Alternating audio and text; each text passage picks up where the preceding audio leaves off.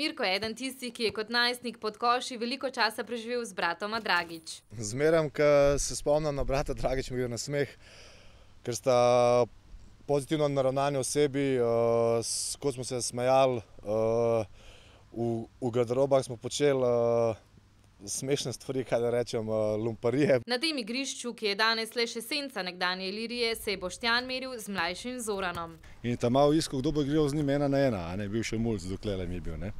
Sem rekel, da grem jaz igrat, sem rekel, malo, tudi prešvico se ne bom, ne. Tam malo meče, zadane prvo, drugo, tretjo, na koncu bo že 10-1 za njega, ne, sem rekel, pa vsi se mi režijo, ne. Sem rekel, da bo malo zdaj zares, puf, trojka, konc.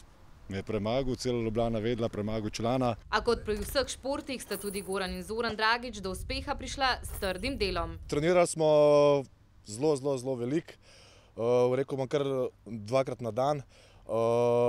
Tudi včasih smo kakšen dan šole špricali, pa smo raje prišli na trening zjutraj. Ljubezen do košarke se kaže tudi v energiji na igrišču. Fanta imata neko naravno moč imata, se pravi, ne moreš jih zgaziti. Brata Dragič kljub slavi ostajata preprosta, še pravita Mirko in Boštjan.